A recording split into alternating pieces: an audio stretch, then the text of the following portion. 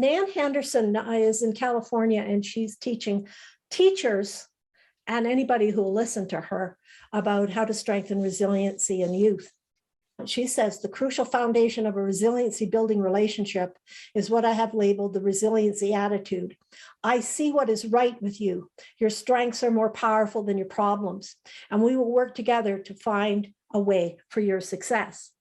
And managers are now being trained to pay attention to strengths and then to build on them rather than trying to fix weaknesses.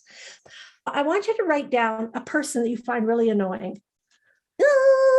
That person. It could be a kid, or it could be your neighbor. Used to be my mother-in-law. Sorry, honey. And I want you to write down the word that you use to describe that person. Now, not the B word that rhymes with itch, but a word that would describe the cluster of behavior. That person is controlling, or maybe you write down that person is manipulative, or maybe that person is overbearing, like they're loud and they're flashy.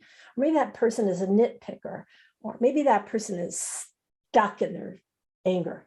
Maybe that person, fibber, fib. Maybe that person is suffocating. Okay, pushy. All right. So put down a word that describes the cluster of behaviors of that person. I think this will really help you in the end. Okay. So what is a strength? So there's all kinds of words, and these words are sometimes described in the Myers-Briggs, depending on the indicator. For example, compassion is a strength word. By the way, there's hundreds of them. I've just narrowed them down to about 30 classics. So compassion would be in the F of the Myers-Briggs. Somebody who cares about harmony with other people would be part of that. A strength is a combination of talents plus knowledge plus skills put together. When you're using a strength, you're in the zone. It actually energizes you. If you're asked to use your strength, you would do it because it would energize you. And if you get paid for it, icing on the cake. Well, we get energy when we use our strengths.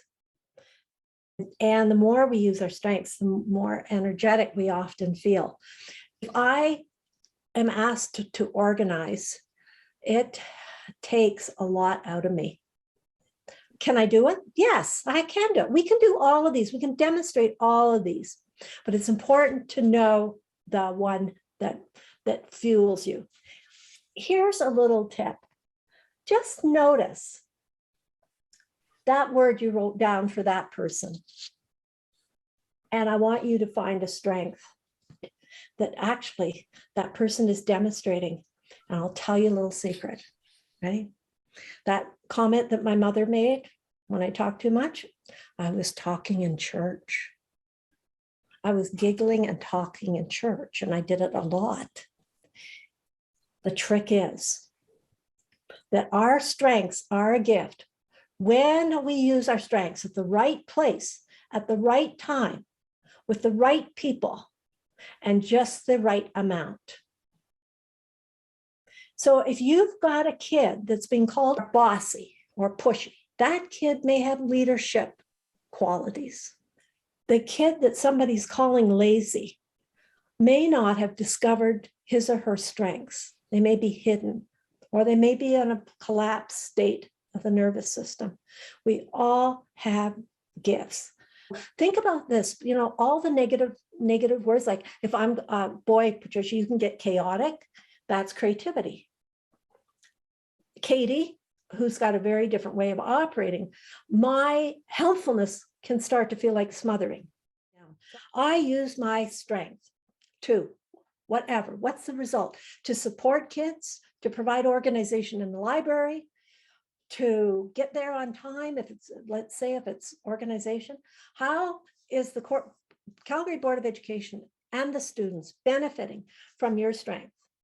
Here's my definition of on purpose, living on purpose.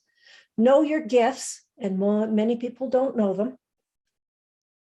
Know your gifts and give what you can. You don't exhaust yourself. So even children can be on purpose, knowing their gifts and giving what they can.